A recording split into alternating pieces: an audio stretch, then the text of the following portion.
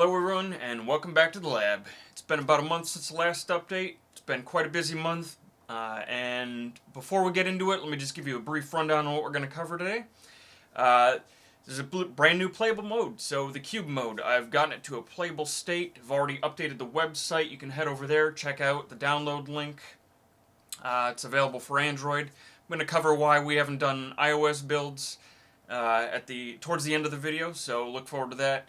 Other things I would want to cover are, one, how exactly cube mode works, what you can expect to be different than classic mode, and some gameplay changes that I'm planning on making to make the game just a little bit more fun and the hero a little bit more relevant in gameplay. So, without further ado, let's roll the intro and get right into it.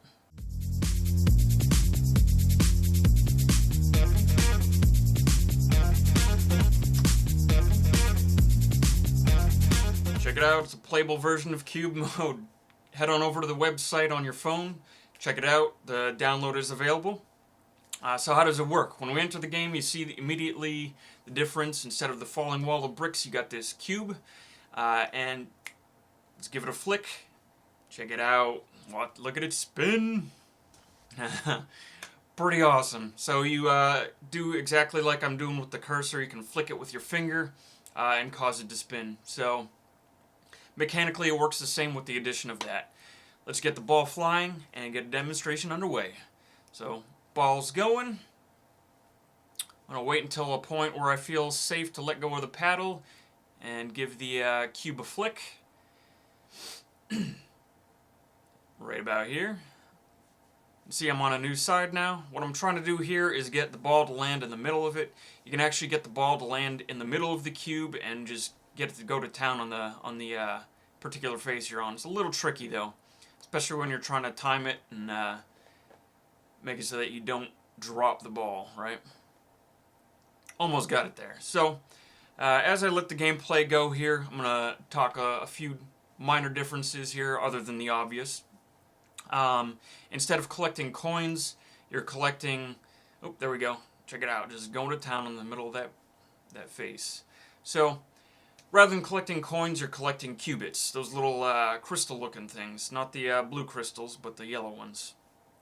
And qubits will be spent on upgrading your heroes and purchasing or unlocking new heroes. So I'm going to let the gameplay continue in the back and just talk about some future changes that I'm planning on making.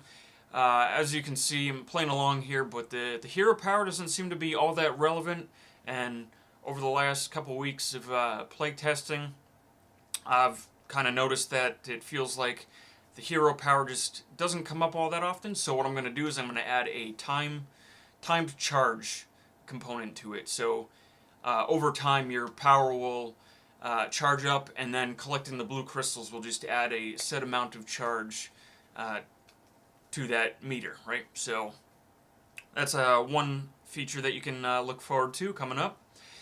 Another feature that I want to add or plan on working on before the next update is adding something that you can spend these qubits on.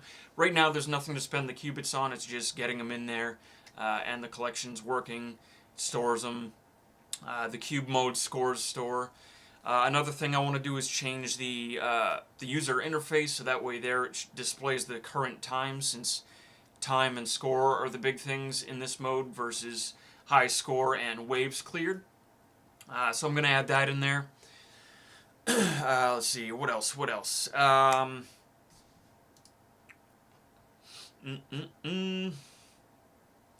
and lastly, I want to add some, a little bit of flash to the game, a little pomp, right? So right now it's just kind of plain, and I want to add maybe some particle effects, right? Something to the blocks breaking, maybe like a little explosion or something of that nature.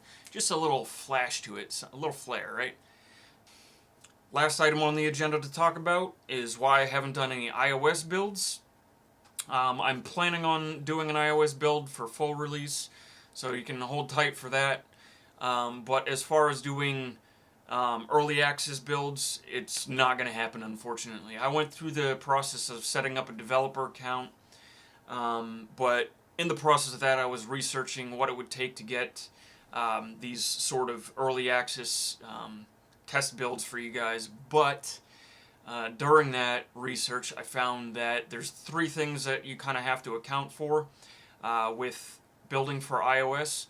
The first one is that there's no way to actually create an early access build like I've been doing with the Androids.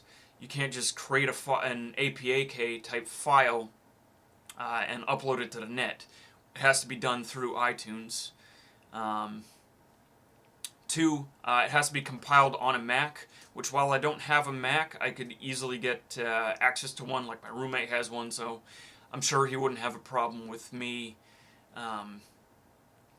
installing Unity on it, building it, and whatnot. But lastly is that you have to build directly to an iOS device if you're not going to, like if it's not a through iTunes release.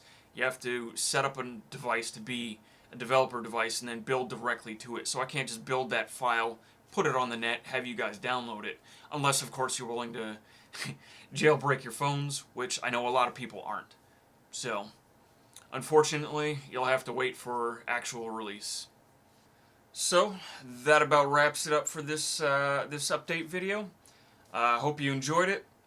If you think that the cube mode looks pretty interesting, as I think it's pretty cool, it's fun to play, go on over to the website, give the APK a download if you've got an Android device, leave feedback, comments. If you enjoyed it, please consider liking and subscribing the video. Check out the website. If you want to help support me in my game development efforts, feel free to check out my Patreon, or you can donate through PayPal.